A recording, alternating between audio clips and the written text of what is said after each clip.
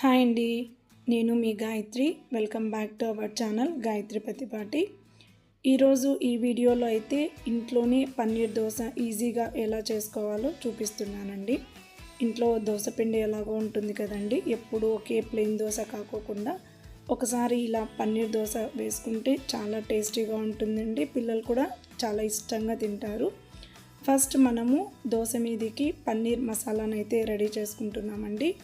First stove మీద ఒక కడాయి లాంటిది పెట్టేసి అందులో ఆయిల్ వేసేసి ఆయిల్ హీట్ అయిన తర్వాత చిన్నగా కట్ చేసుకున్న ఆనియన్ అయితే వేస్తున్నానండి. ఫస్ట్ ఆనియన్స్ అనేది ఆయిల్లో బాగా ఫ్రై అయిపోవాలండి, పచ్చివాసన పోయేంత వరకు కూడా ఫ్రై చేయాలి.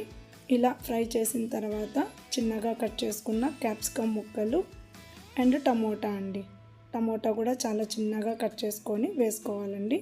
ఈ మూడింటిని కూడా ఒక్కసారి బాగా ఫ్రై చేయండి. ఆయిల్లో అయితే బాగా ఫ్రై అవ్వాలండి. ఈ మూడు ఫ్రై అయిన తర్వాత అందులోకి కొంచెం పసుపు అండి, కొంచెం సాల్ట్ అయితే యాడ్ చేస్తున్నానండి. సాల్ట్ అయితే చూసి అయితే వేసుకోండి, ఎందుకంటే దోసపిండిలో కూడా సాల్ట్ ఉంటుంది కాబట్టి సాల్ట్ అయితే చూసి అయితే వేసుకోండి.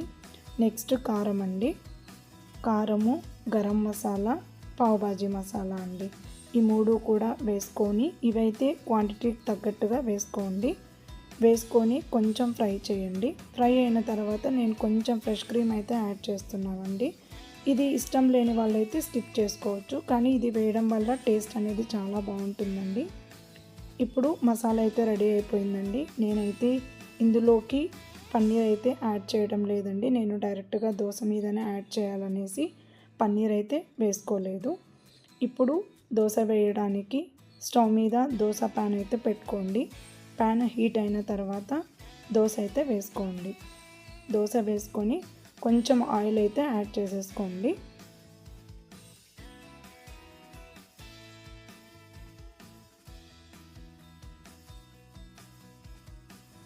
ఇప్పుడు మంటని లో ఫ్లేమ్ మీద పెట్టేసుకొని దోశ మీద మనం తయారు చేసి పెట్టుకున్న మసాలాను అయితే స్ప్రెడ్ చేసేసుకోండి. ఇలా మనకి ఎంత కావాలో అంత మసాలాను అయితే పెట్టేసి దోశ మొత్తం కూడా స్ప్రెడ్ చేసేయండి. ఇప్పుడు దానిపైన పన్నీర్ని ఇలా తురుముకోవాలండి. దోశ మీద అంతా కూడా కవర్ అయ్యేటట్లు పన్నీర్ని తురుముకోండి.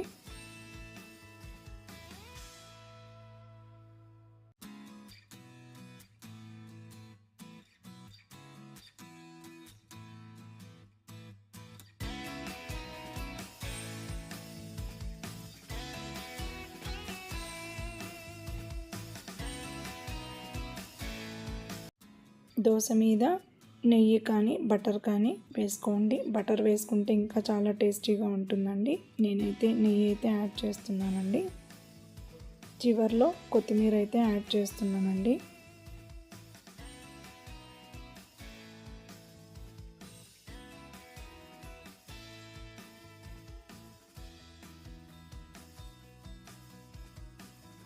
చూసారు కదండి, హోటల్ స్టైల్ పన్నీర్ దోశ అయితే రెడీ అయిపోయిందండి.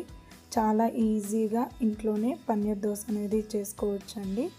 ఇదే దోశ బయట తీసుకోవాలంటే 100 రూపీస్ 120 రూపీస్ అనండి. అదే 120 రూపీస్ పన్నీర్ తీసుకున్నామంటే ఇంట్లో ఉండే వాళ్ళందరూ కూడా పన్నీర్ దోశ అయితే తినేయచ్చండి.